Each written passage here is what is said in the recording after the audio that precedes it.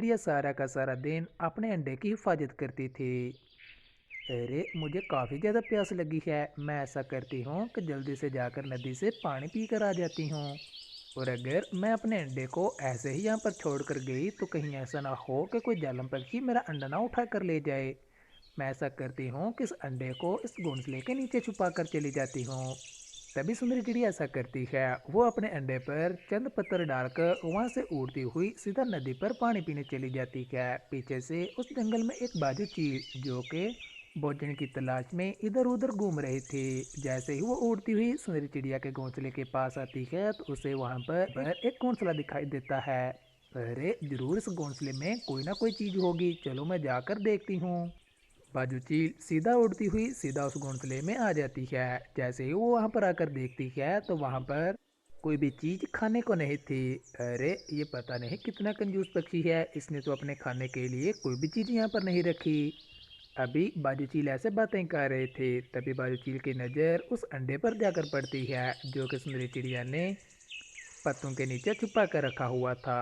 अच्छा तो ये है अंडा पड़ा हुआ, मैंने भी कहा कि इसने इन पत्तों के नीचे पता नहीं क्या छुपा कर रखा है। तभी फिर बाजू चील ऐसा करती है, वो सुंदरी चिड़िया का अंडा उठाकर वहां से उड़ती हुई वापस भाग जाती है। थोड़ी ही देर बाद जब सुंदरी चिड़िया नदी से पानी पीकर वापस आकर देखती है तो उसका अंडा तो वो तो था ही नहीं वहां पर। ये देखते ही सुंदरी चिड़िया की तो जान ही निकल जाती है। अरे मेरा अंडा कहाँ गया, मैंने तो अपना अंडा यहाँ पर ही रखा था। तभी थोड़ी देर इधर उधर देखने के बाद उसे पता चल जाता है कि उसके अंडे को जरूर किसी पक्षी ने उठा लिया है। ऐसे ही फिर उड़ती हुई चिड़िया कालू कौवे के पास जाती है।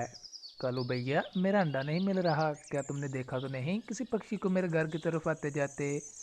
कालू कौवा जैसे ही सुंदरी चिड़िया की ये बात सुनता है तो कालू कौवा जल्दी से चिड़िया को बताता है। हाँ हाँ चिड़िया, मैंने देखा था बाजू चील तुम्हारे घर की तरफ उड़ती हुई जा रही थी।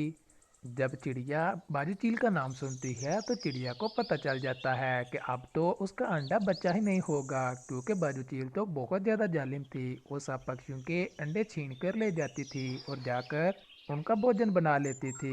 अब चिड़िया बहुत उदास होती है और वहाँ से उड़ती हुई वापस अपने घर में चली जाती है। चिड़िया तो जाकर रोए जा रही थी क्योंकि चिड़िया की तो दुनिया ही उजड़ गई थी। उधर दूसरी तरफ बाजू चील जो कि चिड़िया का अंडा उठाकर अपने घर में ले जाती है। अरे आज बहुत मजा आएगा, बहुत अरसे के बाद आज किसी पक्षी का अंडा पी रही हूँ। तभी बाजू चील ऐसा सोचते हुए जैसे ही उस अंडे को तोड़ती है तो उस अंडे में से एक छोटा सा चिड़िया का बच्चा निकल आता है। उस बच्चे को देखते ही बाजू चील हैरान रह जाती है। मम्मा मम्मा मुझे बहुत भूख लगी है, मम्मा मुझे खाने को दो कुछ, मम्मा मुझे बहुत भूख लगी है, जल्दी करो मम्मा। अरे मैंने तो सोचा कुछ और था लेकिन यहाँ पर हुआ कुछ और है। मैं तो अंडा पीने के लिए उठा कर लाई थी लेकिन इस अंडे में से तो एक बच्चा निकल आया है। अरे मम्मा आप लोग क्या मजाक कर रही हैं, मम्मा मुझे खाने को दो, मम्मा मुझे बहुत भूख लगी है। अरे चुप कर जाओ, मैं तुम्हें खाने के दूं, मैं तो तुम्हें ही खाने वाली हूँ। मम्मा ऐसा ना करें, मुझे बहुत ज़्यादा भूख लगी हुई है, जल्दी करें मम्मा। वो चिड़िया का बच्चा तो ऐसे जब बाजू चील के साथ बातें करता है तो बाजू चील को तो समझ ही नहीं आ रही थी कि अब वो करे तो क्या करे। तभी बाजू चील उस बच्चे को खाने के लिए इरादा कर लेती है। अरे चलो ऐसा करती हूँ कि मैं ताज़ा ताज़ा मांस खा लेती हूँ, इस बच्चे को ही खा लेती हूँ। बाजू चील जब ऐसा सोचते हुए उस बच्चे को खाने लगती है तो चिड़िया का तो बच्चा बहुत ज़्यादा होशियार था। अरे मम्मा आप लोग क्या कर रही हैं, आप लोग तो मुझे ही खाने वाली हैं। अरे मैं तुम्हारी मम्मा नहीं हूँ, मैं तो एक चील हूँ, तुम तो चिड़िया के बच्चे हो। मम्मा आप लोग मेरे साथ ऐसा मजाक ना करें मम्मा। जब वो चिड़िया का बच्चा ऐसे बातें करता है तो बाजू चील को तो फिर अपना बच्चे की याद आती है। बाजू चील का बच्चा भी बिल्कुल ऐसा ही छोटा सा था और वो भी ऐसे ही अपनी मम्मा के साथ बातें कर रहा था जो कि उल्लू उठाकर ले गए थे। तभी बाजू चील उस चिड़िया के बच्चे को छोड़ देती है। अरे मैं इसको नहीं खाऊंगी, मेरे बच्चे को भी ऐसे ही उल्लू उठाकर ले गए थे, मुझे अपने बच्चे की बहुत याद आ रही है। जैसे मुझे अपने बच्चे की याद तड़पा रही है ऐसे ही चिड़िया को भी उसके बच्चे की याद तड़पाएगी। मैं ऐसा करती हूँ कि इस बच्चे को चिड़िया के पास छोड़ आती हूँ। तभी फिर बाजू चील ये सोचती हुई उस चिड़िया के बच्चे को उठाकर सीधा चिड़िया के घोंसले की तरफ चल पड़ती है। उड़ती उड़ती वो तो चिड़िया के घर में पहुंच जाती है। चिड़िया, ये लो चिड़िया, मुझे माफ़ कर दो, मैं तुम्हारा अंडा उठा कर ले गई थी। ये है तुम्हारा बच्चा, ये लो, ये तुम अपने पास ही रख लो।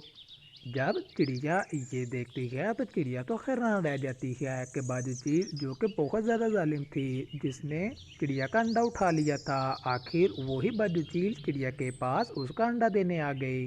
अरे बाजू चील, मुझे तो हैरानगी हो रही है कि आपने मेरा अंडा भी उठा लिया, लेकिन आपने मेरे अंडे को कुछ भी नहीं किया।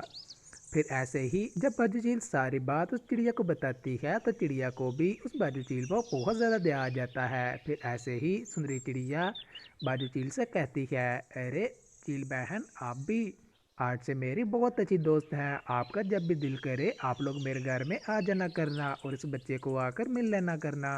अरे पहले ये तो बताओ कि मेरी मम्मा कौन है, चिड़िया या चील? अरे गुड़िया बेटी, तुम्हारी मम्मा वो चिड़िया ही है, मैं नहीं हूँ तुम्हारी मम्मा। फिर ऐसे ही चील सुंदरी चिड़िया के बच्चे को छोड़कर वहाँ से अपने घर चली जाती है। देखते ही देखते कुछ दिन गुजर जाते हैं। अब तो गुड़िया बड़ी हो गई थी, अब वो उड़ती भी थी। आज गुड़िया उड़ती उड़ती बहुत दूर जाती है। आज तो उसे एक पेड़ पर बैठा हुआ बूढ़ा कौवा मिलता है। अरे गुड़िया, कितने खूबसूरत हो तुम। गुड़िया, मेरे साथ दोस्ती करोगी क्या? नहीं नहीं, मैं नहीं तुम्हारे जैसे बुरे कौवों के साथ दोस्ती करती, तुम बहुत बुरे हो और बहुत शैतान भी। जब गुड़िया ये बात करती है तो कालू कौवे का बेटा बुरा कौवा वो तो जल्दी से गुड़िया को पकड़कर पंजू में ले लेता है। गुड़िया रोना चिल्लाना शुरू कर देती है। ये आवाज़ जब बाजू चील तक पहुंचती है तो बाजू चील जल्दी से उड़ती हुई वहां पर आ जाती है और वो आकर कालू कौवे के बेटे बुरे कौवे को खूब पीटती है। पीट पीट कर उसको वहां से भगा देती है। फिर ऐसे ही चील गुड़िया को लेकर उसकी मम्मा तक छोड़ देती है। अरे जिसकी दो दो माएँ हों उसे किस चीज़ की डर है, मेरे तो दो माएँ हैं, मेरे दोनों ही मम्मा बहुत अच्छी हैं। अरे चिड़िया बहन, अपनी बेटी का ख्याल रखा करो, तुम ऐसे पक्षियों के साथ अपनी बेटी को न जाने दिया करो। तभी फिर उसके बाद बाजू चील सुंदरी चिड़िया के घर में ही रहती है और वो सब मिलकर एक दूसरे के साथ खुशी खुशी में जिंदगी बसर करते हैं।